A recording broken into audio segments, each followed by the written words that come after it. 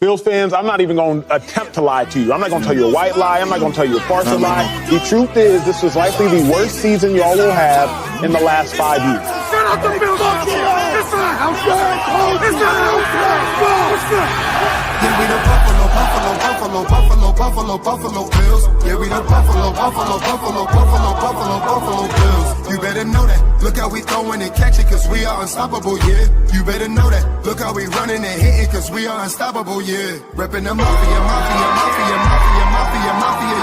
Reppin' the mafia, Bills, mafia, yeah. You better know that. Look how we throwing and catching, cause we are unstoppable, yeah. You better know that. Look how we running and hitting, cause we are unstoppable, yeah. Want me now listen, everyone play their position. Buffalo got a tradition, they say we trippin'. They better get out our way. Top of the table, we flippin'. We on a mission, got an unstoppable team. Continue to follow your dream, by any means. Buffalo, get in the Super Bowl ring. Cause we the Buffalo Bills. Yeah, we the Buffalo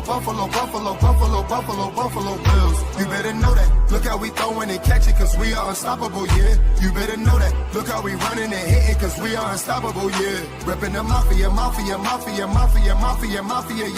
Reppin' the mafia, Bills, mafia, yeah. You better know that. Look how we throwing and catching, cause we are unstoppable, yeah. You better know that. Look how we running and hitting, cause we are unstoppable, yeah. Mafia up in your city, time to get gritty. Screaming and yelling, we bugging. Look at the red and blue. This is an MVP year for Josh Allen. As an MVP voter, I said this last week. Josh Allen, he looks like an MVP. When you vote for MVP, and I can speak for myself, I think I'm one of 50 voters, you look at a couple things. Who's the best team in football? Who's the best player on that team in football? What do they look like as the best player on that team in football? And how much talent is around that best player on that best team in football?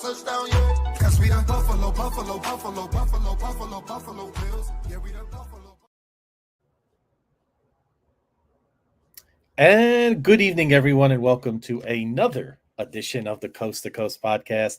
Today, Wednesday, August 13th, we are in the middle of August, and we are not at a loss for Buffalo Bills news. We have tons to go over today. We're going to get into subjects like Hard Knocks, and we're going to get into breaking down some of what we saw in the Bills-Giants game last week, talk about James Cook extension, and an interesting quote from one of the best corners in the league, top 5, Christian Benford. I know that brings a smile to Whittle's face whenever that's mentioned. So speaking of Whittle, first thing, I want to give a shout out to Jarek last week, really held it down with me last week. And I'm just going to say, Whittle, it is very difficult not having you here. It's like, oh man, we appreciate you even more. So the only Whittle, welcome back into the fold. How are you tonight, sir? I'm great, man. Thank you for I was about to say thanks for having me, right? Like, Thanks for having me. I missed, yeah, right. I know. I missed being here yesterday. It was weird because so the way my job works is like we get our orders for the next day, we get them at 4 p.m. But so at 4 p.m. I got orders for the next morning, but I also got it for the same night. And I'm texting my coworkers, like we have a little group chat between me and like 6 or 7 other coworkers. And I'm like, yo, this says 7 p.m. Like, is this like tonight? They're like, yeah, I know. We gotta like get there. And I was like, all right, cool. So that's when I started to scramble and try to get everything situated for the pod. I mean, because honestly, man, beyond when we started this, we said, the purpose of this pod was not for us. It was for the fan, like the Bills, like Bills fans. This was a pod to bring the rest of the NFL teams to the Buffalo Bills fan base. So now when we go and talk about Seattle, we have an episode where we've talked to Seattle fans or talked to 49er fans or talked to Giant fans or whoever about their team. And I know that there are other fan bases that are just as happy and locked into their team like we are. When we go and talk to these fans, we want to get the most accurate ground level information that we can, and you're not going to always get that from the national media. They have to cover all 32 teams, 30 basketball teams. Now WNBA is big as well, hockey, baseball. So they got a lot of places to research and to be knowledgeable for. And you just can't be as knowledgeable about a singular football team when you have that type of workload, but a fan of that team that follows that team. And we try to always make sure that when we bring a guest on, it's somebody who understands the game of football and understands what their team roster looks like and how it plays into how they play football. So that was the purpose. So me not being there last week, I didn't want that to be I'm me not being there doesn't stop the pod. It doesn't stop the show. You're perfectly capable of doing it. Shout out to Jared for stepping in and knocking it out of the park as usual. We have other great individuals here, do champions that are willing and able to step in and cover my six when I'm not here, or cover your six when you're not here as well. So Yeah, um, absolutely. shout out to y'all, man, for holding it down last week. Absolutely. And the other thing I appreciate about our pod, Will, and this is something I want to echo to anybody listening. Accurate information, but real information about our team. We're not afraid to critique or talk about things when maybe it's a little uncomfortable, maybe for some other fans. Like we love Josh Allen, right? But we're not afraid to critique him when necessary, right? Little things that he Right. could do better in the biggest spots. Like, we can't be afraid to do that. That's because we wouldn't be genuine. We wouldn't be who we are, right? And essentially at the core, that's what we want to provide. You provide, we provide, and we're an extension of the quality of fans that we're bringing into our pod. And we couldn't do it with all of you in the chat every single week, and everyone that listens to us. So definitely a big shout out Yeah. to everyone out there. Yeah, absolutely, man. Like that's the thing. I want people that watch this. I mean, obviously Bills fans are watching, but Mhm. if you're not a Bills fan and you're watching this, I want you to understand something about this pod. I can't speak for other pods, but for this one, we're Bills fans. We're not We're not just Josh Allen fans or Yep. Steve Benford fans or Ed Oliver fans or whoever. We're Buffalo Bills fans first. So the moment that those guys are no longer on the Buffalo Bills and they play for another team, they put on another jersey, they become the enemy That's right. on Sundays. I love Devin Singletary. That was one of my favorite running backs. He Yeah. wasn't. He wasn't. He wasn't one of the greatest running backs in the for the Buffalo Bills, but I like Devin Singletary. I liked him when he was, in college at FAU coming out, and when he was with the Bills, I thought that, he had he played with a better offensive line while he was here, he would have been a much better player, much more productive. But he's no longer with the Bills. He's with the Giants. And I still root for Devin Singletary. I want him to do well. But when we play the Giants, when Devin Singletary gets that ball, I want somebody on the Buffalo Bill with a Buffalo Bills jersey to lay him out, make a fumble, Yep. Yep. tackle for a loss, whatever it is. That's Mhm. how I want it to go down. But shout out to Motor, man. That's my guy. I love Shout Mr. out to Motor. Motor. Yep. Shout out to you, Steven. Thank you for the love on that, for all the Do Champion shows. And we do have a lot of great content and more coming as the Bills season kicks into gear. It's going to get better and better. And hopefully we're in for an absolute banner season coming up. But it has been a banner. It has really been some off season, right, for the Buffalo Bills. We have the reigning MVP, Josh Allen, getting the national and even global notoriety that he's starting to get. And now we're getting a lot of love from the HBO network, which, Hard Knocks has always been one of my favorite shows. I don't care who's covered. I love watching it. I find it very interesting. And now our Buffalo Bills are front and center. So Whittle will put your, critique, your review hat on, right? You're sort of like Rotten Tomatoes or, one of those like reviewers of TV shows. But maybe we'll dive into episode 2 and just Oh, kind of yeah. take away some thoughts. We can kind of spitfire back and forth, but I really enjoyed it. But we'll get into the details. So just wanted to get your first thoughts on that. Okay, so full disclosure, I watched half of the episode. I didn't get through the whole thing. Um, I don't know. I think I was on a space or doing something else when it came on live, and it's weird because It's my fault because I didn't set the alarm for when Hard Knocks came on. Because what I would have did, no matter what I'm doing, like I have Yeah. HBO Max, I have the app on my phone, so Yep. I have it Yep. on my television, but on my phone as well. So I'll just click on and watch it when it's live. But so I didn't catch it at first. I caught half of it, you know, Mhm. and what I saw, what I saw was what we've been seeing. Um, Josh Allen at practice, uh, Keon making big plays, Keon with a catch over Christian Benford. So all of you Bills reporters saying that Keon's having a terrible camp, he's dropping the football. I mean, on Hard Knocks, I watched him catch one over the best corner that we have on the team. Mhm. So put that in your pipe and smoke it. But ultimately, like I enjoyed the Hard Knocks episode because I don't feel like there's anything forced. Like it really is kind of what the Buffalo Bills are. Like the Buffalo Bills are for lack of a better phrase, a boring organization, man. They are Mhm. they are buttoned up and it's very culture driven.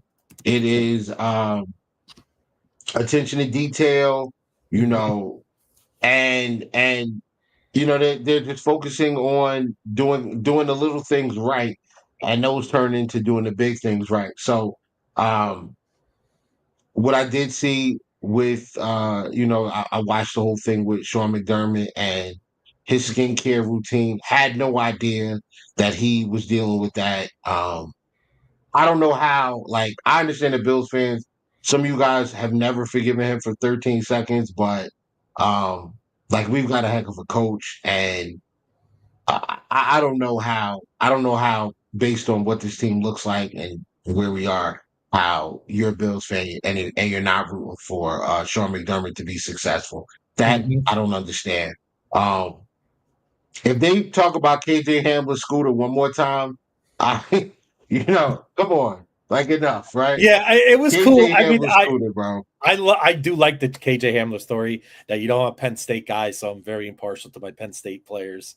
Yeah, I'd love Right. to see KJ make this team and be a part of it. But still, I got you. I think there's a couple things going on. I want to shout out Steve's comment here.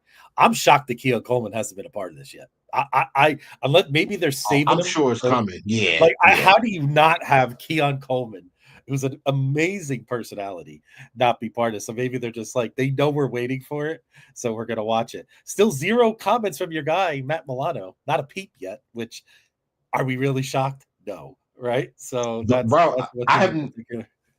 I have never heard Matt Milano speak I don't even know what his ever. voice sounds like half the time. Like Me either. if you close your eyes, is that Matt Milano? I may get that wrong as much, and we're not average Bills fans, right? So Right. that really speaks to how he's about. So, I know. yeah, I know that you're right there's an. about this. This was a great story about McDermott, and I like to shout out to Jim Johnson, the great Eagles coordinator, how he's his Yeah. mentor. Rest his soul. Jim Johnson was a great dude, and I didn't realize that he had skin cancer too. I didn't realize that whole time. Right. So, and I Yeah. like to call the Marv Levy, of course. And man, if I could be that sharp at 100 years old, man, please, I'll sign up right now. I mean, that guy is still, for being 100, Still got it. he still Yeah. has it up here, so pretty amazing. So that was a Yeah. great I story. mean that whole thing with McDermott and skin cancer, like I said, man, if you're not rooting for McDermott, like what's wrong with you, man? I Mhm, don't understand it. But I did see and the last thing before you take over on this, um I did see some of the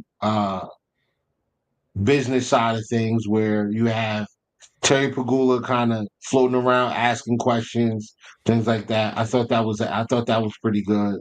Um, mhm, because I like for the owner to be involved, just not mhm. overbearing, right? Like Yeah. when I think about the overbearing owner, I think about Jerry Jones, and then Yep. it immediately takes me to Suge Knight's famous Source Award speech. If you don't want the music producer all in the videos, all on the songs, come to Death Row, right? So it's a Mhm. similar situation. Like Yep. I like the owner to be involved, I just don't want him to be involved. And Terry Pagula is asking questions. He wants to know what's going on. They showed where he's, sitting on the field talking to McDermott, and then in the boardroom or meeting room or office room or whatever with Brandon Bean, and they're talking as well. I thought that was pretty good. I like those little Mm-hmm. nuggets when it comes to the organization. And it just shows like he's there and he cares. It's not like he's there. Obviously, he should care because like he's sinking his money into this team. Mm-hmm. Um, so you should care about your investment, but ultimately what I got from this episode is kind of, from the half that I watched, is kind of what I got from every episode, man. It's like this is a culture driven, tight knit family of a team where, these guys care about each other. When you hear people say like, oh, play for the other guy, play for the guy next to you. I think these guys actually do it. Like I really believe that they care about the man next to them. Case in point, Buffalo Joe Andreessen got Mm-hmm. a lot of camera time early where they talked to him, and I thought that was kind of nice to give him a shot and give him some screen time. That's a local guy that I believe he played football in high school at Depew, and he went to Buffalo for his last year of college, went to University of Buffalo, and then walks on to the practice field to try out for the Buffalo Bills, earns a spot in training camp at the rookie mini camp, then earns a training camp spot, then earns a spot as on the 53, which was, you know, not Mm-hmm. in. I mean, we knew this was kind of going to happen because we followed the draft pretty much. So I Mm-hmm. knew Joe was probably going to make the team as long as he didn't screw up. And he went out there and had a great game against the Steelers. But ultimately, what I got from Joe was it's a microcosm of what this team is about and what Buffalo is about. Really, it's about the grind. It's about continuing to work, continuing to put forth that effort, continuing to uh, take every day as if it's the day that you might get cut or might be your last day. These guys go out there and they perform at a high level and they do it every day. Joe still acts like he's not a lock on this roster, and I Yeah. love that. I love that Yeah, because it absolutely. shows that he's continuing to work, and you see it. You see it with the improvement from last year to this year, and you also see it with how much they trust him, right?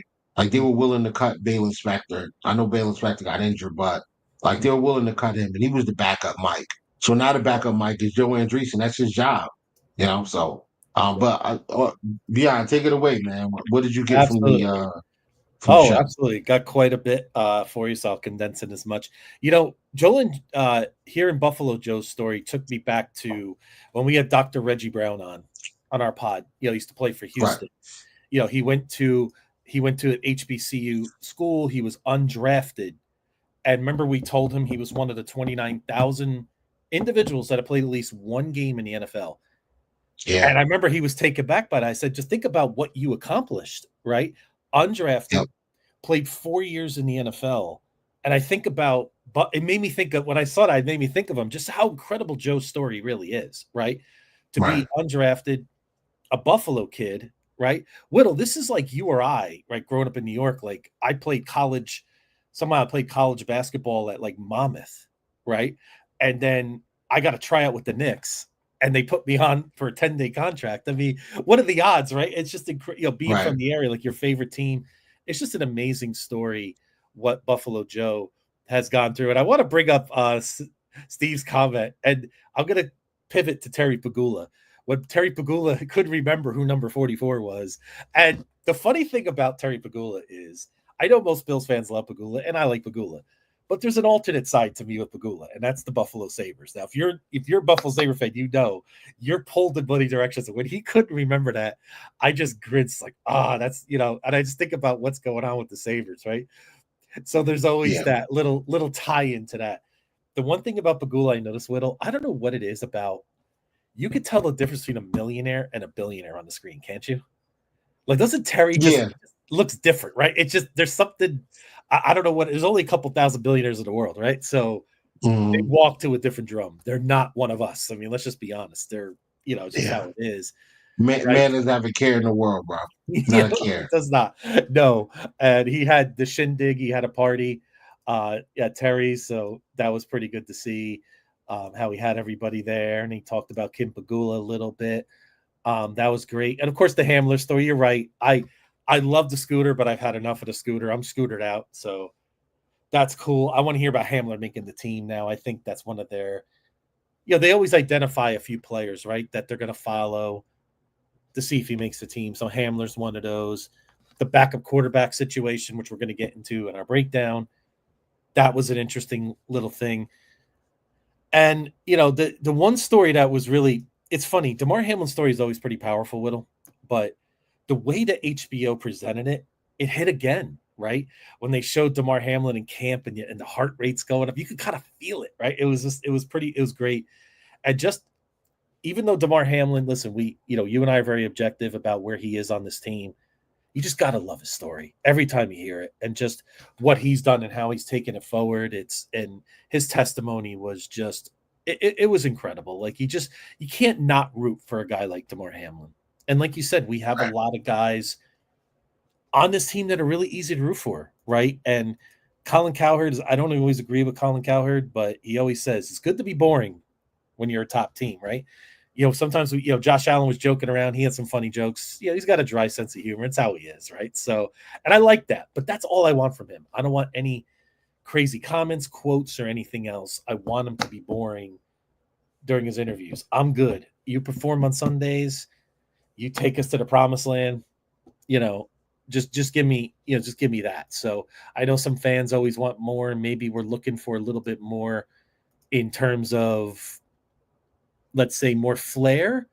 But I really love, of course, the Buffalo Joe story. Of course, the fans, all the glimpses of our crazy fans, which was pretty awesome, as always. So we are one of a kind. So the whole episode was really great. I enjoyed it top to bottom. So, yeah, look forward to episode 3. I agree. I think we're going to see Keon Coleman.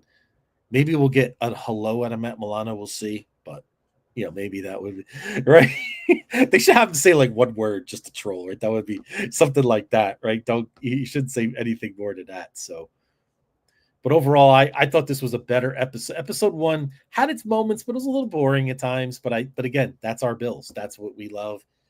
And most of us really know a lot about it. But I'm curious. I'm always curious to get other fans' opinions because they're not following like we do. You and I know all the stories and things like Right. that. But it's really great how they're producing it. So HBO, once again, knocking it out of the park. Absolutely, absolutely. And I noticed that they preview the preseason game. That they have the coaches. They were going after Joe Andreessen a little bit and saying, and listen, man, you got to be better than this. You can't, you know. I remember distinctly the one with the shot with him hitting. I think it was Ty Johnson hitting him out when Ty Johnson was going out of bounds. And then Yeah. Ryan Van Der Mark comes over there and he's like, "Come on, man, Joe, you got to keep him up." Yeah. He's on him. Yeah, so Love it. yeah. And then you got Dion talking to gosh, who was that? What lineman was he? He was talking to another one of the linemen. He was sounding like which one of these guys you think is nervous? And Mhm. I want to use that to segue into uh the preseason game because that Yep. was the first live game action we saw with these young rookies. Mhm. And when they ask guys on this team what young rookie stands out, especially on defense. Like, oh, which one of these guys is standing out? Even some of the offensive guys are talking about it. The name that keeps popping up, man, is TJ Sanders. And we got an opportunity to watch the Bills play against the Giants. And my gosh, man. First, like Bosa looked great. Michael Hoyt looked great as well. We'll get into that a little bit more. But those rookies, listen, Deion Walker and TJ I've been Sanders, I've been waiting for this all week. brother, like, I'm not going to toot my own horn here, but Mhm. Bills fans who follow me on Twitter or, we interact a lot, especially over the last year or so. I've been banging the drum for Deion Walker to be a Buffalo Bill, banging the drum for that to happen, and um, it went down. It went down. They Mhm. drafted him. We got him into the building, and so far he's everything that I expected him to be. Mhm. 6'7", 330, 340 pounds. He's Mhm. quick off the snap. I mean, I watched him jump off the ball in that game, and I think it was the second quarter. Yeah. He gets through the line almost before like the double team can even get to him, busts up a screenplay, and he gets another deflection. I think a couple plays later for a pass that was going to go, to one of the backs, and Mhm. it's just like he commands a double team because of his size. And when him and Sanders out there, when him and TJ out there together, you cannot ignore either one of those guys. And how long have I been screaming about interior pass rush, interior pass rush, interior pass rush? Interior pass rush is where it's at, man. And if we can continue to get that from these two young guys, I think this Bills team, the sky's the limit, man. The sky's Mhm. the limit. Absolutely. What were your thoughts for the game? Well, I mean, I love the nickname. Was it Ed Oliver called Walker the Dancing Bear? I think. Did he say? Yeah, yeah, Love yep. that, by the way. And it's such a great depiction. I mean, that one play where he broke through and deflected the path. I showed that to one of my best friends, Eagle fan, and he's just like, "Whoa!" Like that. And again, when you get another opinion from another fan base that sees it, and he said a guy that big should not be that athletic. To make that kind of move. And again, those are the things that I look for in this game, Whittle. Of course, we know Sean McDermott said what I think he said from a 0 to a 10. How much do you scheme in the preseason? He said 1, but maybe a 0, right? So we got to Yeah. be careful on individual performances and like worrying about the score and things like that. I worry about situations and just the eye test, right? Like you said about TJ Sanders and Walker, how they jumped off the screen, right? And we got to remember some offensive linemen, like let's not forget how some fans were after Deion Dawkins' performance against the Steelers last year in the preseason. He's slow, he's not in shape, he's not committed to football. Maybe some of them are working. And I want to get your opinion on this. Do you think some of the offensive linemen may work on technique in those situations? Maybe they're just working on things, kind of dusting off whatever it is from the off season. Or do you think they Yeah. experiment in some cases with certain moves and certain things that they're learning, maybe from the coaching staff or things like that? I mean, it's hard to say, but I try not to take too much in terms of getting too excited or panic about actual, oh, like this guy cooked. He was 16 of 18 as a quarterback in the preseason. I really look at the line play probably more than anything else. But again, Sanders and I just help but cannot get excited. Is are Walker and Sanders gonna pop right away when the season starts? That remains to be seen. But again, you could see that potential, those glimpses that we were so excited about when we drafted those two this year in the draft. Hey, listen, they might, man. I mean, Mhm. I'm gonna be honest. If they do, it's not gonna be a surprise to me because of the type Mhm. of players that they are. But I want to. I'm glad you mentioned that about like not taking too much or too little from Mhm. a preseason game, and it's like I watch straight. One of the guys that pop up immediately when I think about that is Trey White. Yeah. It was clear, like they just wanted to see if Trey White could move. Mhm. Can you move with the wide receivers? Yes, you can. All right, cool, good. Uh, I mean, there were no real. One thing I will say, like the Buffalo Bills, if you watch, I mean, you guys that are watching are Bills fans. Most of you guys are Bills fans, 100%. You know that the defense does a lot in coverage. Like they do a lot. to disguise what they're doing in coverage. They do a lot to confuse the quarterbacks with pre-snap and post-snap motion to where they will switch up a look. You could go from a too high cover two, where it looks like a cover two, and they'll go and switch it up right after the snap and go to like a cover one man look or a cover three, and they'll buzz down the safety. And now you thought you had a cover two with that whole shot. Now it's a cover. You think you got all right. I got the whole shot on the outside, or I can wait for something to develop down the middle of the field. Now we go to a cover three look, throw a robber underneath or buzz the guy or buzz the safety now, and now that check down that you thought you had or that post over the middle of the field, if you throw it, it's going to be intercepted or at the very least broken up, right? So they didn't do any of that. It was strictly quarters, coverage, guys backing up, and then um, just guys kind of backing up and coming down and clicking on whenever the ball went out. They were just trying to get to the receiver and get a tackle or stop. Well, Trey White wasn't trying to get a tackle. He was just trying to hold guys up. But I noticed that they were going after Trey White a little bit. I think that's going to be the thing. They're going to go after Trey White until Trey White burns him. And, we'll see. I hope he does. But I didn't take a lot out of that. I thought Abdul Carter looked good against us. It's going to be a good one. The speed definitely jumps off the screen. The strength definitely jumps off the screen. He really tried to go through Deion Dawkins' chest on a couple of reps. He beat Osiris Torrance pretty well. But I think those guys were just more focused on technique. I think they were more focused on, just we're just out here trying not to get hurt, guys. And luckily, Abdul's hungry. He's a rookie. He wants to get after it. Absolutely.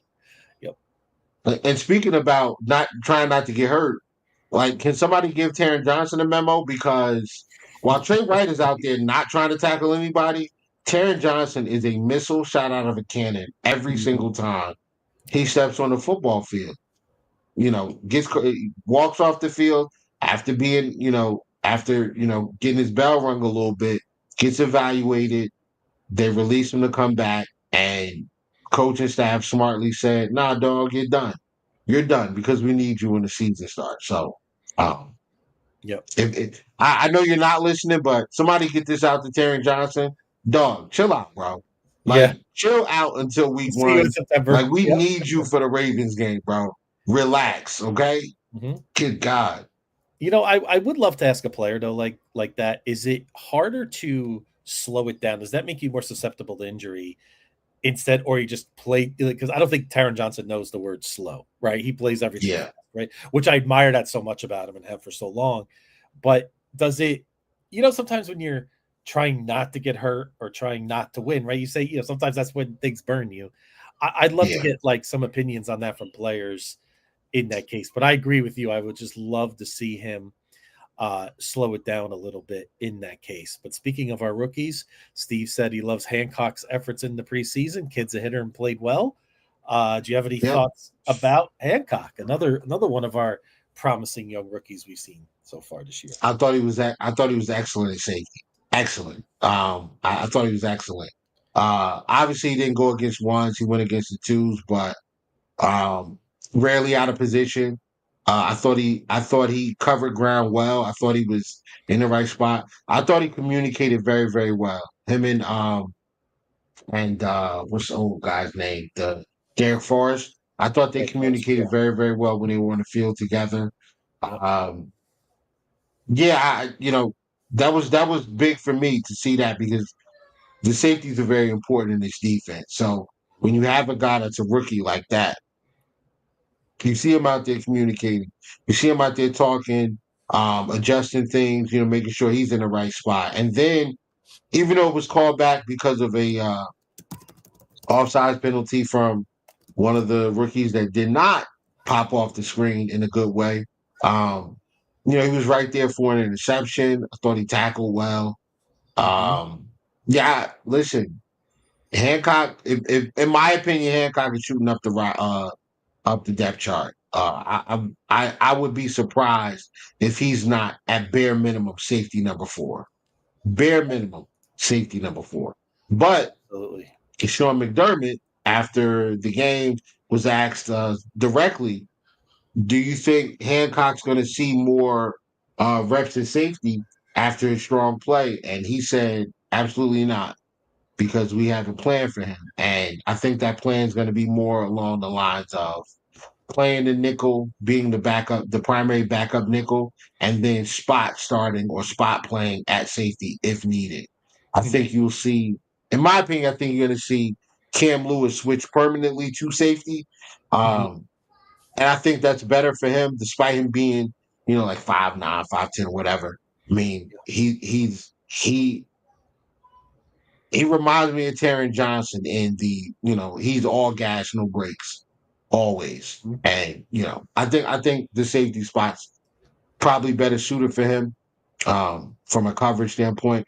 He made some great plays, man. I saw him shoot. You saw him shoot the gap and make a TFL in the first quarter against the run. Him and DeMar Hamlin got to start.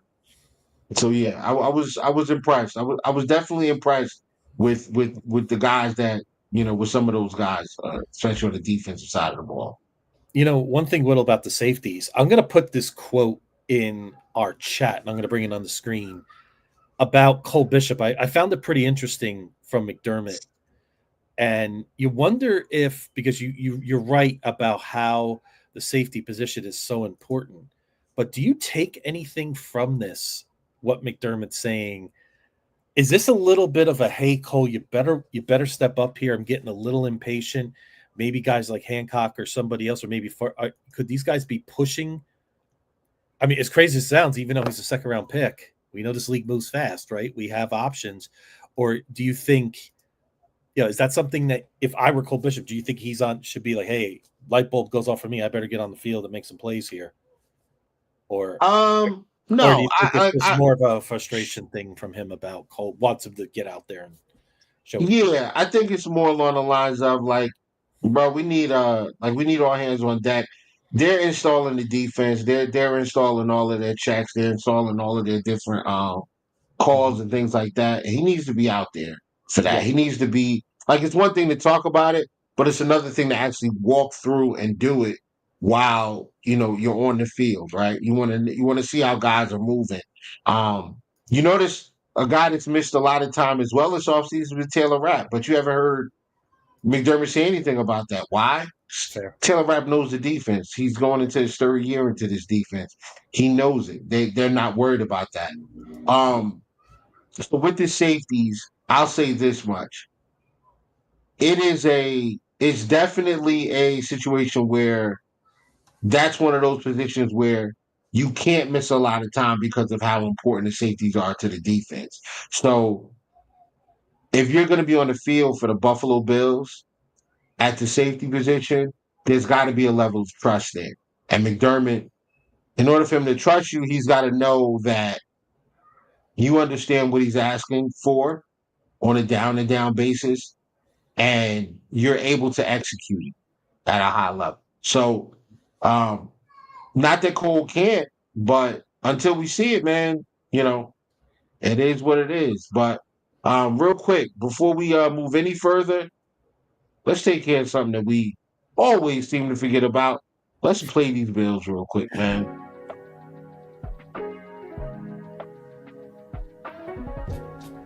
For the best Italian food in Western New York, Elliot Apollo's, call 716-825-3675. The Lardon Construction Group. Fubo TV, the official streaming service of Do Champions. FanDuel, the official sportsbook of Do Champions. For all your summertime needs, beauty pools, as well as kayak pools. CX Chronicles, your total customer solutions focused manager. W.GG, the official energy drink of Do Champions. Hey, Sons of Erie, our artwork looks better on your walls. Hamburg Brewing, please visit our tap room on Boston State Road, Hamburg, New York. And finally, Fat Boy Surf Club for all your surfing needs.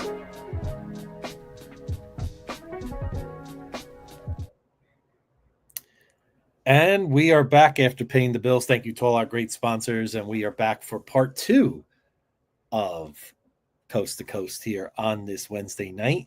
And Steve had another good comment here. And I'm going to take this just a quick another way about we played the Ravens week 1. The one thing I'll say, though, if you really look around the league, there's a lot of players out right now, right? We're not alone. And I'm not trying to minimize what's going on with the Bills in terms of injuries, but the Ravens have had their share of some injuries as well. I actually like that we're playing in week 1. Let's go right away. Sunday night, the scene is going to be set. Our last game, right? Our last year at Highmark Stadium, Rich Stadium / Ralph Wilson. So I'm looking forward to that, Whittle. Like, do you feel like that game's too early, or are you comfortable with that being week 1? I'm actually comfortable with it being week 1. I think I think that's a good test week 1 because the depth we'll have. We get them before we get Hoyt and Ogunjobi back. We get them, before Maxwell Harrison's probably going to be able to play. So the look that we give them in week 1 is going to be a different look than they may see in the playoffs. I like being unpredictable like that. So, and then on top of that, man, like we got the game at home, and that's going to be the healthiest we're going to be all season. Is that week 1 game? Matt Milano looks to be back to his old self. Terrell Bernard is still working his way back into game action. I'm pretty sure Terrell will play this week. Yep. Taryn probably won't play because he doesn't know the meaning of slow down. And if he does play, they'll have a very, very tight leash on him. So if we go into that game with the guys that we have currently now, I mean, obviously, I would love to see Taylor Rapp come back, but we go into that game with Taylor Rapp and the rest of the defense as constituted. Yeah, I don't think that it matters much, and it's a great test. It's going to be a great test because you have Zay Flowers, you got Rashad Bateman, you have Tez Walker, DeAndre Hopkins, and obviously their 2 tight ends, Mark Andrews, and I know Isaiah Likely's working his way back from surgery that he had, but bro, like they're gonna have the full complement of their team as well. So Yep. and we get to them before, like that's gonna be a game where it's gonna be teach tape because the mistakes that you make during that game, we're going to be able to build off of. And you're playing a great opponent. The Baltimore Ravens are a great team. I think they have the best roster in the NFL. So going into that game, to take from that game, I think it's going to be invaluable towards progressing this team towards where you want to be going into the playoffs. And make no mistake about this, the Buffalo Bills are going to win the AFC East and we're going back to the playoffs, whether it's the 1 seed, the 2 seed, or the 3 seed, preferably the 1 seed. Trust me when I tell you this, the Buffalo Bills will be going to the playoffs yet again for another year, for sure. Absolutely. So, and this game could go a ways to determining that 1 seed, as we talked about. I mean, I haven't analyzed the Ravens schedule in particular, but they do play in listen, division games are always division games. No matter how you slice it, there's always a couple that are tricky. So even ask Kansas City, they had their struggles with Oakland many times over the years, off and on. Now Vegas, excuse me. So I can't even keep up with the Raiders anymore. I mean, who knows what city they're going to play in next? So, but I digress. But that be as it may, I agree, Whittle. I mean, unless we completely collapse or a lot of things go wrong, we're going to win the AFC East. And that's not being arrogant. That's just being real. And look at the other, New England's coming up, as we know. They're getting better. They're going to be a team to keep an eye on. And Steve says here, we need to get Samuel healthy and highlight him like we did Watkins right before we traded him, and I hope the result's the same. Yeah, where do we stand with Curtis Samuel right now? I feel like he's the forgotten guy in the wide receiver room, right? And he did show some glimpses last year late, and there's some things I still like about him. Mm-hmm. But, we also, it's Tyrell Shaver season, I saw some video out there where somebody said that we should make Tyrell Shavers the number 1 wide receiver now after that preseason game. And I said, yep, overreaction Sunday is alive and well, ladies and gentlemen. And I love Tyrell Shavers, but that's insane. So But I want to get your you know, thoughts on Samuel. there's always the camp darling. Tyrell Shavers is the camp Mhm. darling this year. Last year Yep. was, I think it was Joe Andreessen. Yep. So I mean, every year we have one. This year's Tyrell Shavers. Now I do think Tyrell Shavers has earned the right to a spot on the 53, 100%. Whether he gets a jersey every week, I don't know, but he definitely has earned the right. Um, I- Curtis Samuel's interesting because Curtis Samuel, when healthy, is an amazing piece in his offense. He's got the speed to run away from guys. He's built, he's built to take contact and contact balance. His contact balance is pretty good as well. I like what Curtis Samuel brings to the offense. I'm not sure that Elijah Moore can do the same things that Curtis Samuel can do. Mhm. Um, if you had to ask me so far this year, over the last 4 years or so, I think Curtis Samuels has been a better receiver than Elijah Moore has. Now, Elijah Moore, in my opinion, is probably the more talented receiver. Um, but can he do the same things as Curtis Samuel in that role? I don't know. I mean, we haven't seen him do it yet for us, so but that's why you have the offseason. That's why you have the coaches. They're going to make the determination. And listen, if we do end up trading Curtis Samuel, it is what it is. Um, yeah, I agree, Joshua. Shavers will not clear waivers, so you cannot even try that. I agree. If it comes down to it, and you got to make a trade out of the wide receiver room, I don't think you get as much for Elijah Moore in comparison to what you would get for Curtis Samuel. Mhm. So if that's what it comes down to, then it is what it is.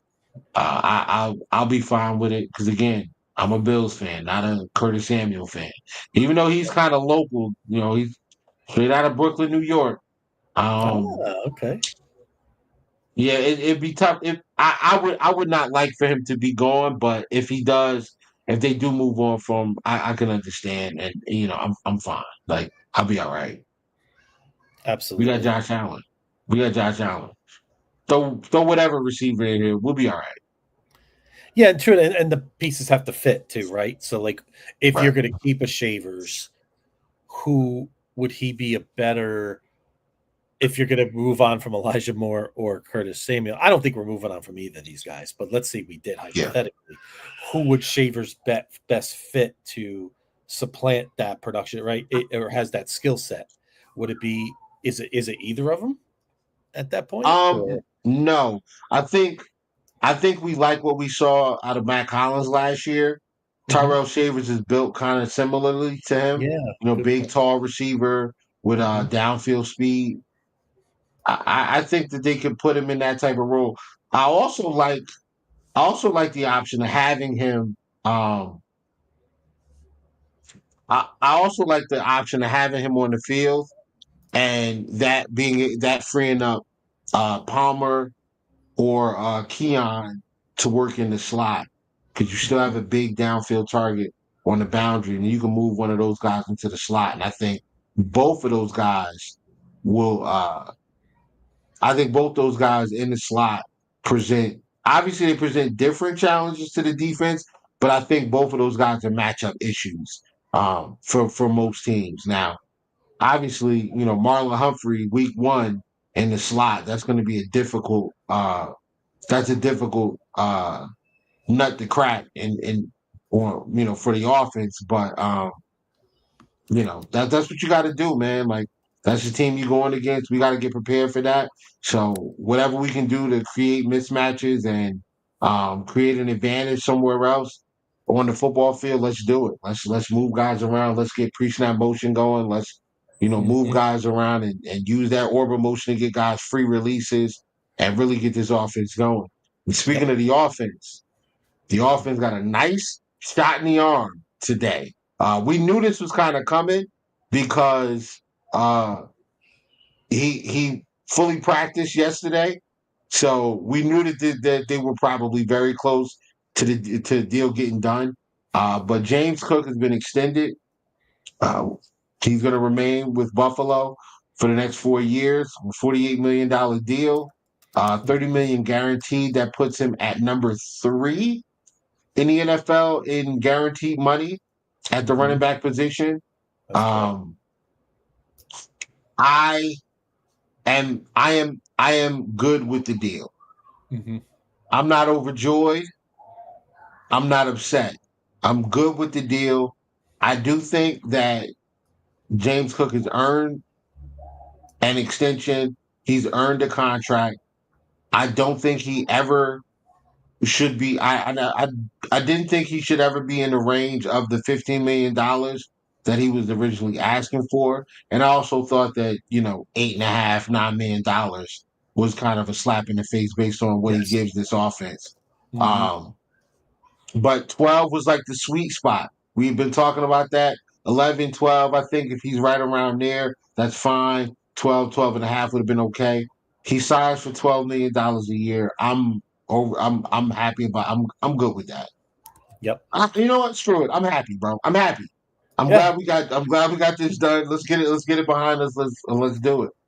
What Yep. what what what are your thoughts on the James Cook deal? Listen, I'm just going to put a couple numbers in here for you, Whittle, and I'm going to add it to our group here as well, just to put up a little more detail on some numbers here, just to give you an idea of what it's looking at, the guarantees, in terms of the cash and the escalators. I think he's seventh highest paid now, I believe, in Yeah, terms, which is about right. Right. We've always said that James Cook, when you think of elite running backs in the NFL, he doesn't come to mind right away, but he's right on that high tier of tier twos, right? And I still think he yeah, could get better. I still think there's a little room for improvement. Is James Cook gonna suddenly be a bell cow where he carries like Derrick Henry and he carries your team? No, I don't think we should expect that out of James Cook, but a little more improvement in the passing game and just be consistent as he is as a runner. I yes, think those things. It was funny. James Cook. I remember I was at his first game in LA.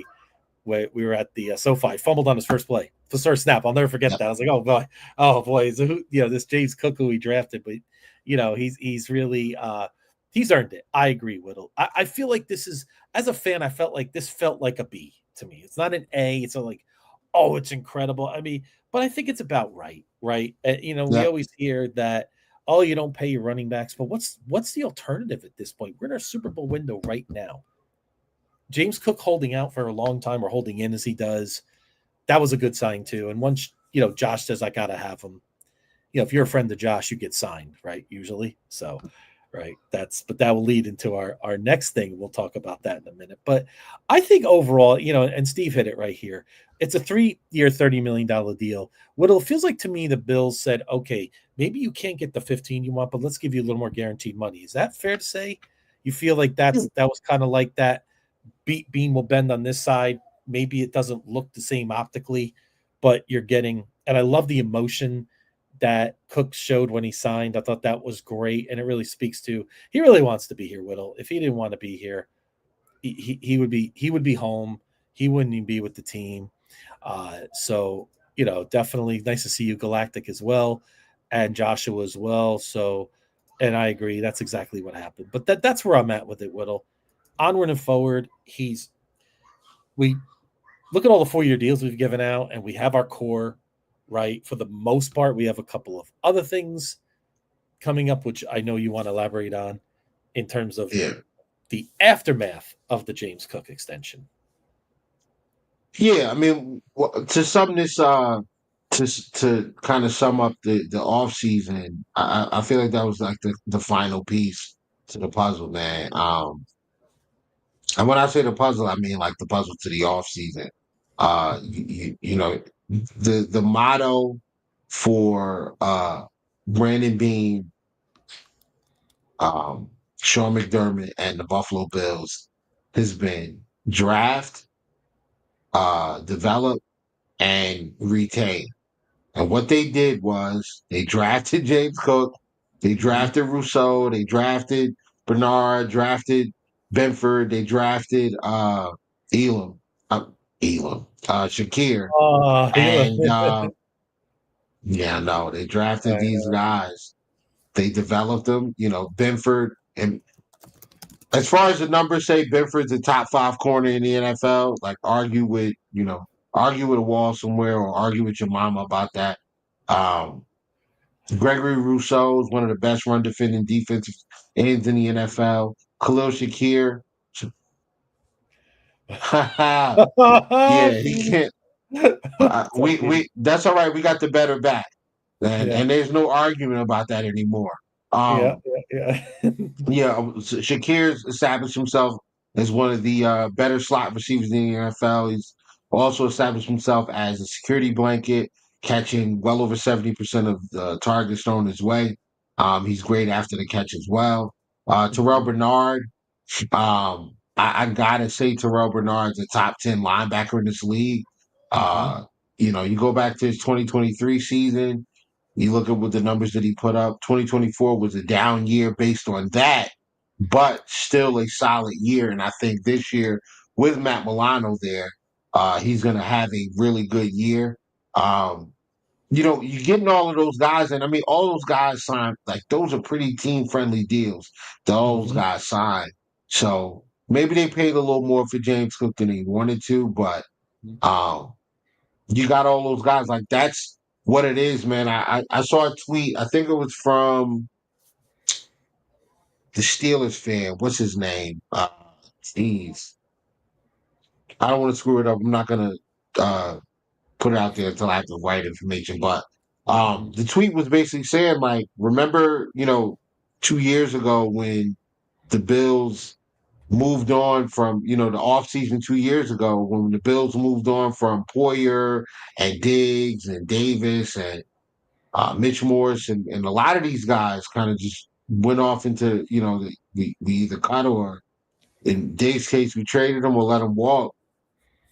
All those guys got moved out of here, and now we re-signed the young core. And that's really, like, the Buffalo Bills really went through a rebuild over the last 2 years and Mhm. remained one of the best teams in football. And I think that's a testament to the organization, but it's also what you do if you're a really good organization. The Eagles Yep. did it. Yep. The Eagles went to the Super Bowl. They lost a bunch of guys from that roster. They lost a bunch of coaches, and they overturned everything. And then they went to the Super Bowl and they just won it. The Mhm. Chiefs did it. The Chiefs had all those older guys. They had Tyron Matthew. They had Frank Clark. They had who's the other, a couple of L'Jarius Sneed, their receivers, Tyreek Hill, offensive line guys, like they had Orlando Brown, like a lot of those guys are gone. Mhm. And what happened? They stayed competitive, kept winning Super Bowls, returned over that roster, and now look at them. They drafted this kid, Simmons, to play Yep. left tackle for them. He looks great so far. They Yep. drafted Jared Hicks and Brian Cook to take over as safety. You Mhm. got Noah Williams, who they just picked up. Trent McDuffie's there. They George Karlaftis now is there, to replace Frank Clark, and he made some big plays on their way to the Super Bowl this year. So, like, that's what you do as a good organization. You don't Mhm. tear it all down and fall apart.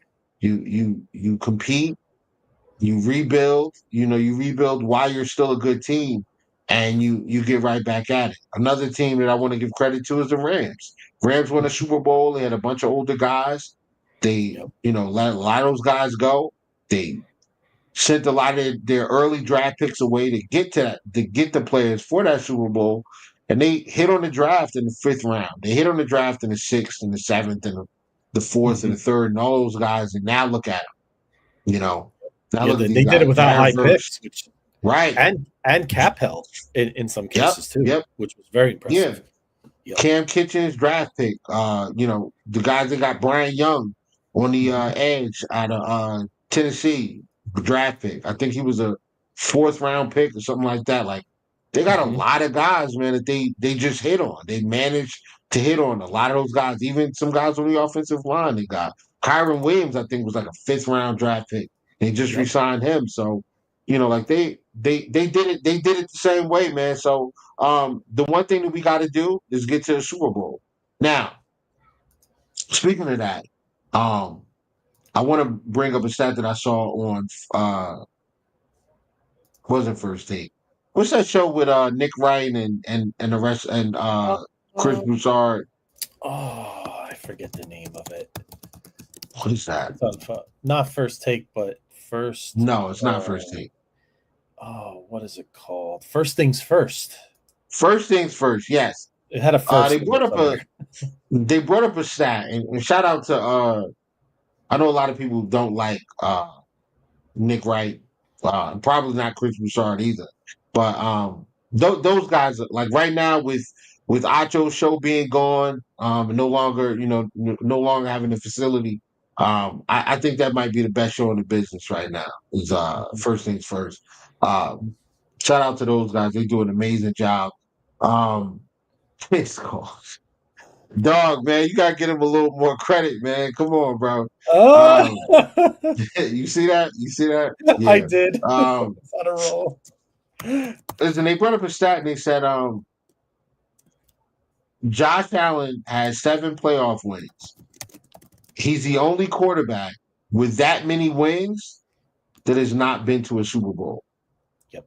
And Sean McDermott is one of 2 coaches with as many playoff wins as he has that has not been to a Super Bowl either. So that's something like I know that people don't want to talk about, Super Bowl or bust or whatever, but like that's kind of just where we are now. And it is what it is. Like you can run from it, you can try to downplay it, but that's what it is. And to further that point, Christian Benford was asked about still shooting praise and shut. Listen, brother, you speaking to the choir right there, man. We should speak to the choir on that one. I'm sorry, let me get this in here real quick. Sure. Yeah, the Prather pick kind of I didn't understand it. I thought for sure on day 3 there was no way that they were going to not take Dolak, but I think that they played their cards well. Let me not. It's not my take. I talked to Kevin Masiri about this, and I said, "Man, I'm surprised that they didn't draft him. And they took the wide receiver Prather because I didn't like the Prather pick or the Chase Lunt pick. And we're gonna double back to Chase. We're gonna circle back to Chase Lunt because I'm gonna give him his flowers because I did not want. Yeah. I saw that draft pick and I was like, Chase Lunt, UConn. Yeah. We don't need another tackle. We got guys. No. We'll get back to him in a second, but the Prather pick I didn't understand. Now Prather's coming back from I think it was a groin injury or a hamstring injury or whatever. He's back on the practice field. But listen, I would have been okay with them taking Dolak right there. Because I think if you take Dolak, you probably don't need Shaq Thompson here. But Agreed. Shout out to Shaq Thompson. He's been playing well in practice. Like he's looking good. Lord, he's hurt right now, which he's constantly been hurt for the last couple of years. But shout out to him. He has been playing well. But yeah, that would have been a great pickup, bro. But unfortunately, we don't get our way all the time. But let me double back really quick, bro. Chase Lunt, amazing. He had an amazing game. Did you hear that? What was that? That was the doorbell. The doorbell just rang. Oh, the doorbell just rang? Yeah, my doorbell. I don't know who that is. It's probably for my tenant downstairs, but whatever. Yeah, he was one of the highest rated rookie linemen in the in the preseason. I don't think he gave up a pressure. I honestly don't think he lost a rep. Like he was dominant in that game. Like he looked good. And you know how we always have these issues when it's cut down day of, guys making sure you gotta take us to the front door. I'm not taking you guys to the front door. It's not Mhm. happening. It's um, who was that? Oh, okay, it was for downstairs. All right, no problem. Sorry about that, y'all. all Um, good, little. It's all good. yeah, Especially this late but at night. Like, who's ringing that bell at 10:30? yeah, like, Right? yeah, who was that? Hmm. Who was coming? Who's ringing his doorbell at this time of night? You tell me. Yeah. But nah, yeah. So yeah, Jarek is putting in some good stuff. Right? It is not DoorDash. We don't DoorDash over here, brother. A We get in the DoorDash car and for go pick Whittle. our food up. Yeah, we go pick Yeah, our food up, I'm brother. with you. And I Yeah, I don't. and I ate I hate dinner those food. already. I'm not eating after 9 o'clock anymore. Yeah. No, but yeah. So back to Chase Lunt. I was a little leery about the pick. I'm not gonna front. I when they picked him, I was like, Chase Lunt. Nah, I don't want this guy. I thought his arms were a little too. I didn't think his Yeah. arms were long enough. Hmm. And I just thought it was like, what do we need a new offensive lineman for? But now, fast forward to right now, what do we have going on? Van Prank Ranger's hurt. Grable was in concussion protocol.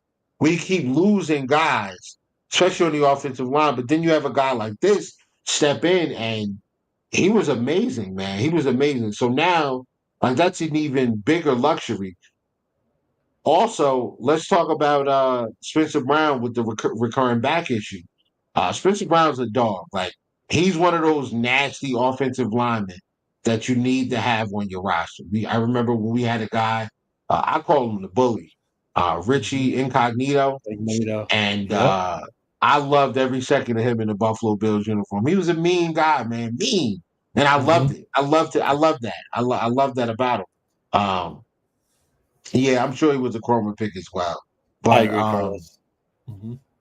but yeah, so Chase Lunt, that's what you want to see, right? I'm checking in on my next opponent, Go Bears from Chicago. All right, what's up, I Michael? Go appreciate you Bear. Yeah, tapping go. in, man. Yep. You know, Absolutely. it's the preseason though, so you'll probably get to see Josh Allen for about 2 quarters. Hopefully we get to see Caleb Williams, man. I know that we got a couple of former Bills over there. Yep. Hmm. What's his name? Tremaine Edmonds, Yep. That's and right. Ryan Bates, my It's guy. I was Whittle, so it's sick when amazing he let him how walk. life goes so fast, right? In this Yeah, business. You mentioned our former linebacker. How long ago does that feel that he was on this team and we went through all that with the it free feels agent, like 10 years. doesn't it? And it's not that Yeah, long. I mean, Tremaine has not been there that long, but and again, we're not hating. I've always liked Tremaine, but wow, that right. just feels like so long ago. But I digress. Well, I remember when we let Tremaine walk, and half of Hmm. Bills Mafia was like, "What are we gonna do at backer?" I was one of them. Yeah. I was like, "What are we gonna do at linebacker?" And then the year before he walked was the year that what's the guy that does the Kyle Brandt How Brent? announced the third round pick. So he goes Yep. out there and he says, the next the draft pick for the future Super Bowl the Buffalo Bill Super Bowl Hmm. champions is Terrell Bernard, Baylor University linebacker, Baylor. And I was like, Huh? Baylor linebacker. So then I go look because I saw him before and I'm like, yeah, this is not a guy we want because he's nothing like what Tremaine Evans is like. Tremaine Evans is a big guy. Like we're gonna replace him with a guy like that. I'm looking at Leo Chenal and guys Yeah. like that. I'm like, all right, Leo Chenal's right there. We're gonna take Chenal. We're good. They took Yep. Terrell Bernard, and I'm like, this guy he's tiny, 6'1", 6'1", Hmm. 225 pounds, and I'm like, this guy's small. Like he's small like Milano. What are we gonna do? Bro, I was so happy to be so wrong about a pick. He's a Yep. dog, man. And I think in his first year as a full time starter, he made more plays, more splash plays on defense than Tremaine Evans made in what was it, 5 years in Buffalo? Yep, I agree. Was that the Yeah. Jack Campbell draft? Because I think we wanted Jack Campbell too, right? Was that No, Jack Campbell was the year before? after. I Oh, the want to year say, yeah, after. the year after, yeah. Because he went way Might earlier have in been the 2 years. draft. Might have been 2 years after. Yeah. But I think it Okay. was a year after. Yeah. Gotcha. Yeah. I was For high sure. on Jack Campbell, bro. Ooh, Yes. Same here. Yep. And he went way higher than any of us thought he was going to go. 18. But He went speaking of 18. I was like, I saw Steve mentioned another number 49 kind of giving us those Tremaine Edmond vibes this past weekend, Keontae Jenkins. You see him out there this weekend? I mean, I did. for a split second, I said, wait, is Tremaine back? I was like, wait a minute. Is he back on the roster? So, Yeah, I did. I'm I got a mixed. I got mixed feelings about him. Like I thought he tackled well. I thought he was good in run support. Um, I think I thought he was okay in coverage. I didn't like his coverage against the running backs. He was a little slow to react to the checks now, things like that. I'm sure they can clean it up. But I think it's gonna be hard for him to make the roster. If you look at the top guys, you got obviously, the top two is Tremaine. I'm Tremaine. Now I'm got Tremaine on the brain. Right. yeah, Um you got Milano and Terrell Bernard. Bernard, Mhm. Matt Milano. Then after that, it's definitely Joe Andreessen and Dorian Williams. That's your linebacker 3 and 4 right there. Mhm. Then after that, that fifth spot is probably Shaq Thompson. Um, I think Shaq Thompson. The only saving grace is like Shaq Thompson is the guy I think they may be able to clear through waivers because of his Mhm. injury history. And as a vet, like he's not hurting for the money or nothing like that. When you're a vet, you gotta accept the spot. If somebody tries to it claims you for waivers, you have to accept that. You have to accept going to that team. And if you don't, then it is what it is. But um, who's the other guy? So it's Ulafosio, the guy we took out of Washington last year, Yep. and Mhm. then Keontae Jenkins, and then the Army kid was James Charlo, I think it Jimmy, is. yeah, I Jimmy believe Charlo. it. Jimmy Charlo. Yeah, I believe it is. That is correct. Yeah. You ain't lying, Carlos. Listen, I know it was against the threes.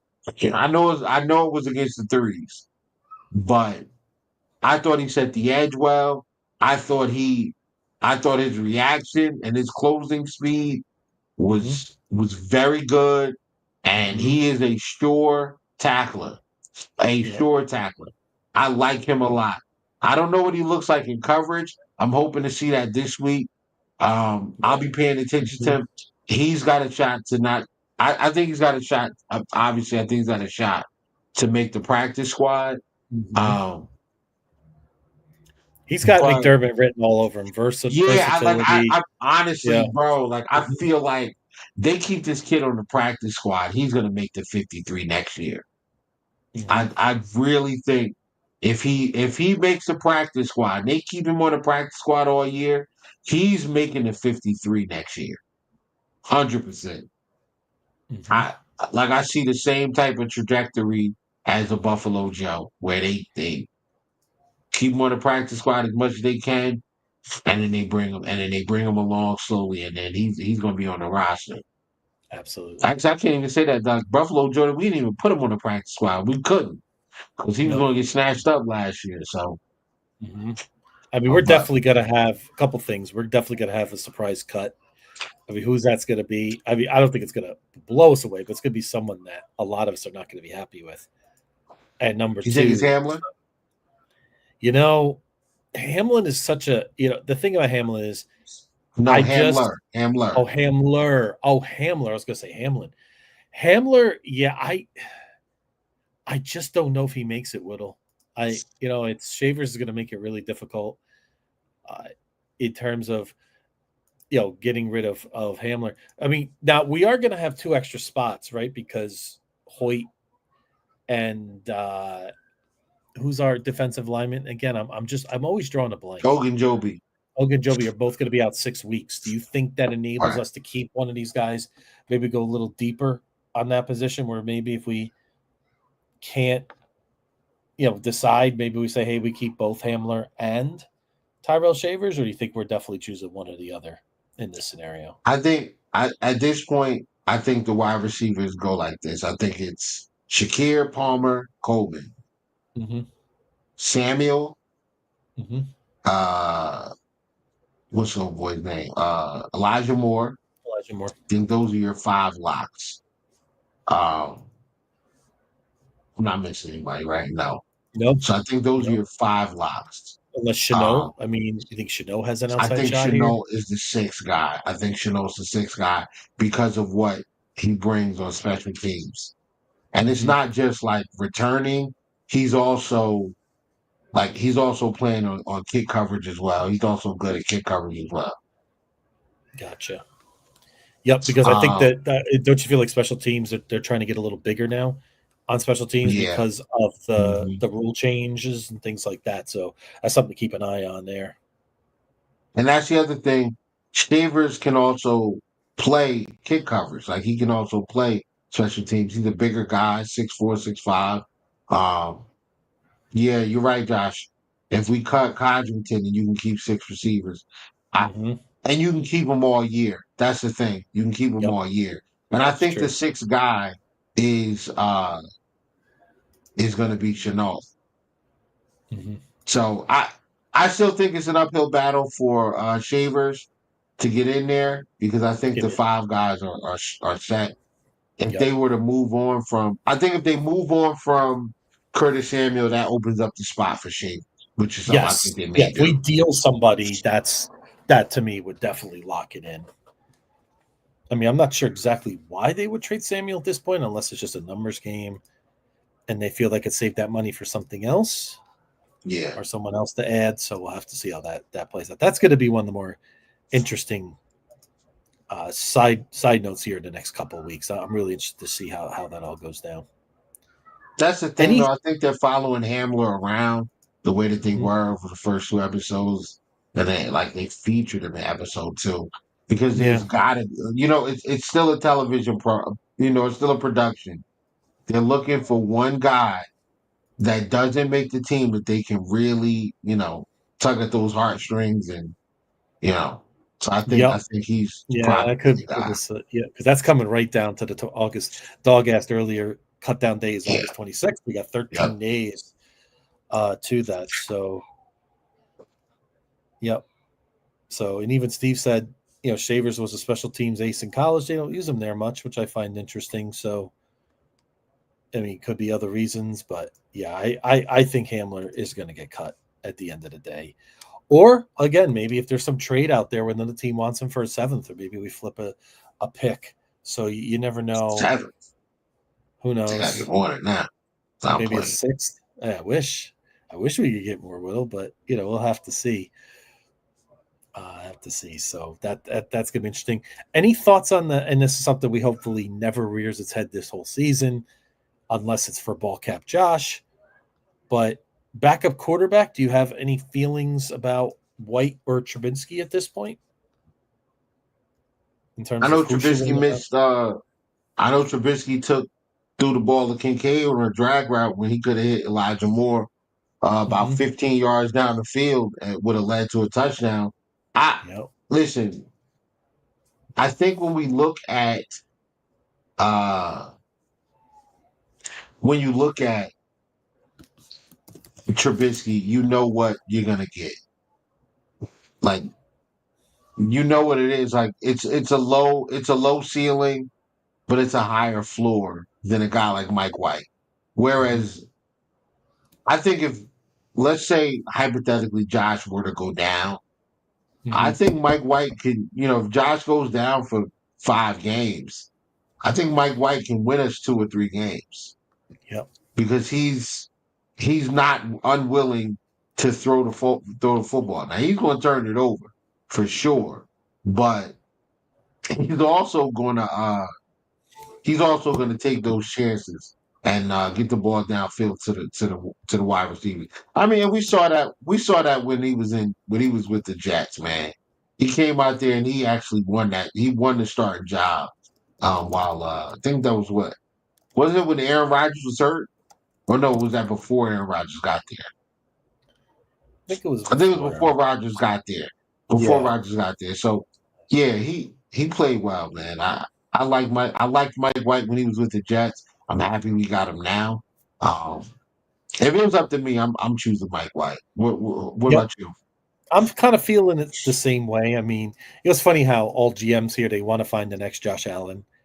I think a lot of GMs also want to find who's that next Nick Foles, just in case something happens, right? To one of the starters, again, knock on wood that Josh is okay. But who's that guy that could potentially be that guy that takes you to much higher places? I agree. You said it perfectly about Mitch. Maybe his floor is a little bit here. Maybe it's more like this with Mitch, but maybe with Mike, it's like this, right? It goes much higher. But I'll take my risk with this. If I lose Josh Allen for a long period of time, we're in trouble anyway, right, Whittle? So why not Yeah, have a little more of a lottery ticket there, or better, play that scratch off, see if it hits, right? Something big, right? Sometimes you got to take a swing, and I'm okay with that at that point. So I would go with Mike Wade as well, but it's going to be a real interesting battle because I always joke about I call it FOJ if you're a friend of Josh, right? You're almost locked in on this roster, right? So you see guys like Connor McGovern, right? He's a bit, him and Josh are very close. So it makes me wonder if that will keep him here or not, right? We'll have to see how that right. goes. But Dawson Knox, there's certain players that are very close to Josh. And with the backup quarterback, it always feels like he's got to be really comfortable. You see, Steve. Yeah. I Remember think Mitch got him, man. If that's the case, then it's gonna be listen, Mitch. yeah, it's I going to be feel like Mitch for Mike sure. White. I feel like Mike White got a terrible swing. He better be working on a short game, man, to get that number 2 job. So that's that's going to be interesting. But yeah, it's a great comment by Steve, but true. But yeah, I really would. I kind of, and I don't dislike Mitch Whittle. I've always liked Mike White, right? I mean, at running Yeah. out with the Jets, I just would it be just crazy if he ends up on this team and does something huge for us at some point, considering what happened to him when he was with the Jets. I mean, that would be that would make our spaces just delightful, wouldn't it? But Listen, man. I We love to play say the that. Jets the last week of the season in our building. Now I know Josh is gonna play for probably at least a quarter of that game, Mm-hmm. but I have a feeling that Mike White is going to get the nod in that game to play. Mm-hmm. And you can't tell me that he's not going to go out there and try to beat the Jets. Yeah. So, yeah, he played for the Dolphins. That was the stop Mhm. in between. It That's was true. Yeah, he's after the making an Jets, he went AFC to the run. Dolphins. Yeah. And Yeah. then we got him. Yeah. So, annihilation. That's what I'm talking Yeah, about. with the dog. Dog is Very. dog is always ready for battle. Dog Dog, is like in dog championship 26. form in August. Yeah, he's ready to Yes, go. always. Yeah, he's not Always. playing. No, But absolutely not. But yeah, so coming up, Whittle, we got the game against Chicago this week. You said Josh for 2 joint quarters. Do you think practices. 2 Yep. series, or do you think most of the No, offense, I or do you don't think think they he go to plays full two half? quarters. I think he plays 2 two series, drives and sits 2 down. drives. Yep. Yeah, I agree. We can't take too many chances with that. So Right. anything, just to go briefly over that game, anything that you're really looking forward to seeing in terms of a battle, in terms of a player do you have your eye on come Saturday? Um. Yeah. I mean, I think you're gonna get to see the full first team offense. Mm-hmm. James Cook being re-signed. Spencer Brown has been back in practice doing some individual stuff. Hopefully, he can take the field a little bit. So you'll get to see, you'll get a little taste of what this offense is going to look like. With Josh throwing live balls to Josh Palmer and Keon Coleman, Shakir. Well, not Shakir, who is out of his walking boot. Shout out to Khalil Shakir. We will see you week 1, good sir. We'll see you week 1. Mm-hmm. Um, yeah, Austin Booker did look good. But that was against the Dolphins' offensive line. So let's see what he looked like against us. Yep. And I apologize. I keep saying Saturday. We're playing Sunday, August 17th Yeah. against the Bears at 8 p.m. Eastern. What's like 8 p.m.? Yeah. Yeah, I love it out here. It's a Bro, 5 o'clock start man, time for us West Coasters. Perfect. bro, we getting prime time preseason games. Like that's how you know Yes, you we good. are. That's how you know you made it. Yep. You It's know on you made it Fox, when by you the get in way, prime too. time. What's up, David? Yep. What's up, David? Good to see you, Oh no, David. that's Highlander. What's up, Highlander? Oh, what's Patrick, up? that's Patrick. Yeah, that's Patrick. Oh, there we Ken and go. David. It's Patrick. What's up, man? Gotcha. What's Um, going on? but so real quick before we get out of here, uh, they interviewed. I like you brought up the James Cook instant reaction. He was, he was emotional, and I understand Mhm. that. And you also brought up how him holding in versus holding out really really showed like that was like a good faith move by him to show that he really wanted to be here. And I know that was something that Bills fans, that was a conversation, that was a topic of discussion on draft night because when he got drafted, they panned over to him and he didn't look, too happy. He Yep. spoke about it. He said, "Yeah, I was trying to tell one of my, tell my friend to like relax, calm down because he was trying to hear what was going on, but so he was a little upset. But the emotion, man,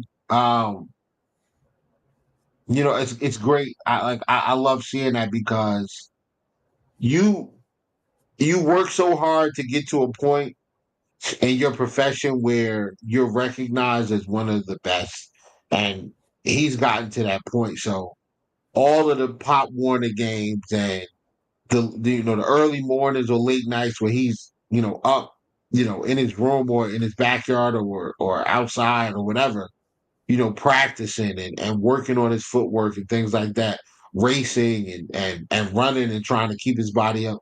All of those hits and things like that you take in high school and every practice 2 a day in high school. I don't know if they still do 2 a days, but uh, all Mhm. those practices and I'm sure that there were camps and things like that involved, especially with his brother being in the league Mhm. and um, all that expectation is sitting on him because you're not just a professional athlete. You're the brother of a professional athlete that was really good before you got here. So there's a level Mhm. of expectation. There's a level, there's a level of there's a weight on you when you're following in the footsteps of a sibling or a family member that played before you. So for him to come out here and have the career that he's had so far, and to continue here in Buffalo is amazing. Um, Mhm. so I was very happy to see that. Yep. Um, how did you like? What was your reaction to James Cook? Oh, very similar. And James Cook is not, he's a man of a few words. He doesn't say a lot, and there's nothing wrong with that, right? He's more of a, I don't want to use the word introvert, but maybe he's just a little more guarded. He doesn't. I remember they made funny memes about him, like, when he's happy, sad, he's got the same face all the time, right? That's just how he is. Yeah, But it was nice to see some emotion out of him from a guy that we usually do not see that. He's very, so that really speaks to that's life. Like Josh Allen said, this is life changing money, across the board, right? I mean, what he could do for his family or for himself and any, loved ones that he knows. It's hard to imagine that, that kind of money, 30 million guaranteed. Of course, after taxes, it's 15, but still, that's still life changing money for him at this age. And so you just, and again, he handled it like a pro. It yeah, could have been a lot worse. I firmly believe that if this was happening with the Miami Dolphins right now, Whittle, I think it would have been a disaster. yeah. No, I agree, man. And this is like probably Just as an example. Yeah. hilarious comment, man. Well, Bro, 5 to 7 words. Who could say play a game? Who says 5 words faster, Villano or Cook? Takes the full hour of episode 3. yeah. All right, so Uh, to wrap up, man, I strategically wore this shirt today. Shout out to the Buffalo Fanatics. This is a shirt from there. They got a Yep. website, guys. We love the Buffalo Buffalo Fanatics. Shout out to Yep. Kingpin and them guys over there, man. And Rico and Yeah, Rico. You know, all love, man. Shout out to them. Z-Bot. Shout out to the Fanatics, man. Yeah, they do great content.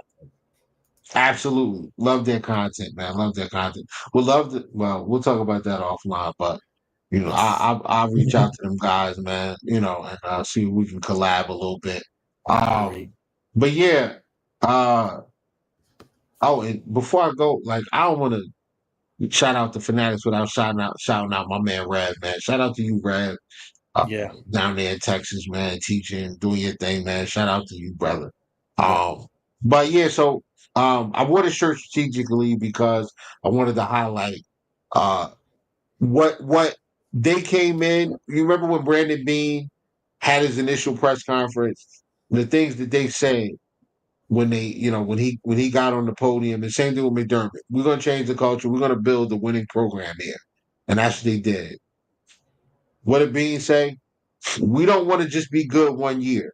We want to be good consistently. These guys are straight shooters. What they say is what they're doing. You know what I'm saying? And the motto has been draft, develop, retain. The 5 guys that we drafted, developed, and now they're retaining those guys. And top 5 corner Christian Benford was asked about that. Said, what do you think about all you guys getting a 4-year deal? Why do you think that is that stand out to you? Now, I'm going to give my answer because somebody brought this up. So this is not my take. Somebody else brought this up. And I remembered it. 4 years is when the CBA is up, right? They'll have a new CBA, collective bargaining agreement, after 4 years. So we don't know what the profit sharing is going to be like after that. But on top of that, thank you, Michael. I appreciate that. That was a beautiful comment. Shout out to my guys, man. The Barbershop Sports Talk podcast. Yes, what's going on? We are looking forward to week 1 as well, sir. We're looking forward to week 1. Listen, brother Trey, look, 0-1 is not the end of your season. The Ravens will bounce back just fine from that first week loss. Okay, don't worry about it. You know, we're excellent hosts. Let's go. Yeah, ask my man Trippy, ask Kicker. We're excellent hosts. So when you guys come back up for the playoff game, we're going to send you guys home the right way, man. You're going to get some good food. The football game's not going to be great for you, but, we're going to make sure we send you guys off the right way, man. Real proper, real proper. Take good care of you. But City of good neighbors, Whittle. City of good neighbors. City of good neighbors. Well, I mean, what's my man Jerry Sullivan said? We a city of losers. So there's a city of losers. You know what I'm saying?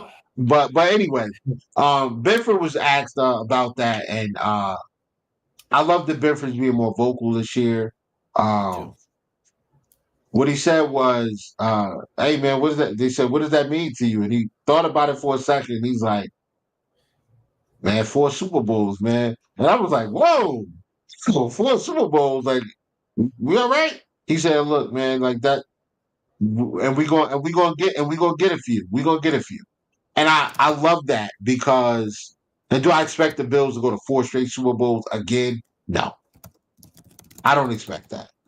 But I like the fact that my CB1, I love the fact that my CB1 understands what this means. He understands the expectations that come with this contract. It's not just a contract because of what you did, right? You've already done that. Whatever you did on your rookie deal, you already did that. This contract is for what you're going to do for the next 4 years. We're expecting, as Bills fans, as that front office, that the owner that decided to say, hey, listen, we want to continue to keep your services here in Buffalo and keep having you represent this team on Sundays and throughout the community.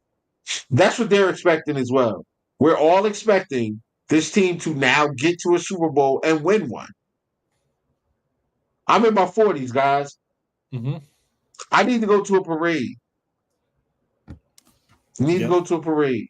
Sat back and watched the Bills lose 4 Super Bowls. And 2 of those was in a household full of Cowboy fans.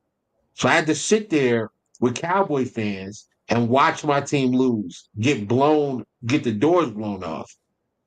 It's enough. Let's also not forget, Whittle, that us being Jersey guys, being right in New York Giants land for the most Yep. painful loss of all, me being a senior in high school, having to go to school Why the next right? day.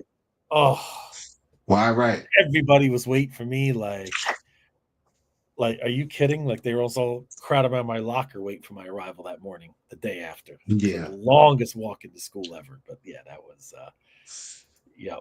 But yeah, I we don't think we got to gotta. worry about why right now though, because we got Ray Davis. Like I ain't even Yes, messing yeah, that around was with none of great y'all.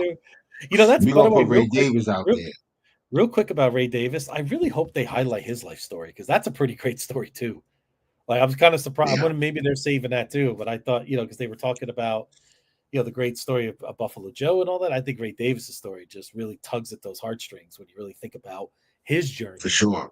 That I really hope that they really consider at least saying something about that going forward. So we got Hard Knocks next week, episode 3. We Yes, got sir. Bills Bears. We got the core, right? And again, we have our core intact. It's just, this is a golden time to be a Buffalo Bills fan, is it not? What a Like, time. Yep. and I've said this on the space, and I'm going to tell you this right now. This is almost, people will argue with me. Oh, the Bills teams went to 4 Super Bowls. AFC is much better now than it was in the early 90s. Let's just keep it Yeah, 100, as they say, right? So this is like the Super Bowl era right now. This is very similar. The feelings, the how I feel about the team, it's very similar. So enjoy every minute. Enjoy that pressure, Bills fans. Enjoy being the ones that other fans come into your spaces and they want to come after you and they want to say, "Oh man, what would it mean? You're going to crash out if you lose to us in September." No, we won't, because we're playing for January and February. Let them talk about it. Just sit back, have your popcorn. Let these teams with their mid rosters and mid quarterbacks battle it out. We're not in that space anymore, at least for a foreseeable future. Enjoy and relish it because it doesn't last forever. As we saw in the 90s, how it felt like it was, right? When we were young, we're like, oh, this is going to be great. We're going to be great for this long. Look at the drought we had, right? So I just want you all to really embrace and enjoy every second of what's going on right now. And do not take it for sure. granted. And let's get ready for the season. So I'm ready to roll, Whittle. I love it, man. That's all I On have. that note, man, that's all I got, brother. So Have a we out of great here. Have a great weekend, everybody. Go Bills. No injuries. Number one, first and foremost. I will be back to talk about it all. Same time, same place. Thank you to everyone in our chat. You guys are incredible as always, ladies and gentlemen. So couldn't do it without you. That's it. Go Bills. Go Bills.